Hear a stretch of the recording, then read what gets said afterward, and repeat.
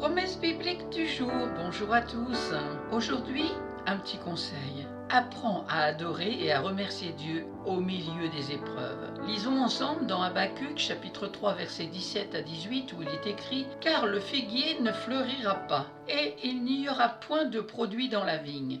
Le travail de l'olivier mentira, et les campagnes ne produiront pas de nourriture. Mais moi, je me réjouirai en l'Éternel, je m'égayerai dans le Dieu de mon salut. » Qui n'a pas perdu un être cher dans sa famille? Un parent, un enfant, un voisin, une amie, une mort qui nous a laissés sans voix. Tant l'épreuve est grande, les pourquoi fusent dans notre esprit. Et plusieurs questions viennent, mais sont sans réponse. Toutefois, malgré la perte d'un être si cher, doit-on se lamenter au point d'oublier que rien n'échappe à Dieu et qu'il fait concourir toutes choses à notre bien? Romains chapitre 8 verset 28. Mais nous savons que toutes choses travaillent ensemble pour le bien de ceux qui aiment Dieu, de ceux qui sont appelés selon son propos. Il n'y a pas d'homme sur cette terre qui n'ait pas connu d'épreuves, que ce soit la maladie, le chômage, les persécutions, le deuil, le rejet et bien d'autres choses encore. Nous avons tous connu ou connaîtrons des moments difficiles dans notre vie. Dans chaque épreuve se cache un message que Dieu veut communiquer à chacun d'entre nous. C'est pourquoi il permet ou laisse arriver certaines difficultés, voire atrocités dans nos vies, sans qu'il en soit l'auteur. Et au milieu de tout cela, il nous ramènera alors vers l'essentiel, l'adorer et l'honorer sur cette terre quoi qu'il arrive. Ton attitude face à l'épreuve déterminera donc ta capacité à aimer Dieu et à lui faire confiance malgré tout. J'aimerais que toi et moi nous découvririons plusieurs personnages dans la Bible qui face à l'épreuve ont choisi d'adorer et remercier Dieu. Par exemple, le cas de Jonas.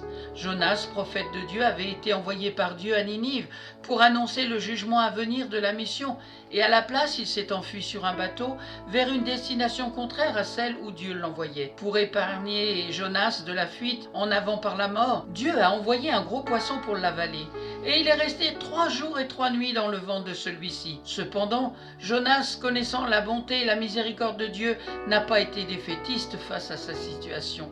Il a plutôt choisi de rendre hommage à Dieu et de lui faire confiance pour sa délivrance. Ce magnifique hommage dont on va découvrir une portion ensemble a été composé qu'il était encore retenu dans le ventre du poisson. Quand mon âme défaillait en moi, je me suis souvenu de l'Éternel, et ma prière est venue jusqu'à toi. Dans le temple de ta sainteté, ceux qui regardent aux vanités mensongères abandonnent la grâce qui est à eux. Mais moi, je te sacrifierai avec une voix de louange, et je m'acquitterai de ce que j'ai voué. La délivrance est de l'Éternel.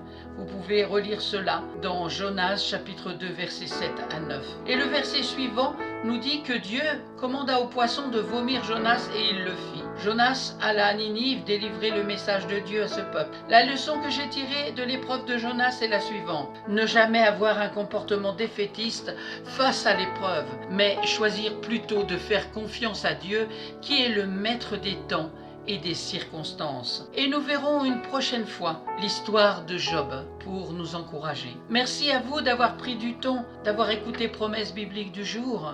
Et aujourd'hui, c'était Apprends à adorer et à remercier Dieu au milieu des épreuves. Je vous dis bon courage, prenez bien soin de vous et je vous donne rendez-vous à très bientôt.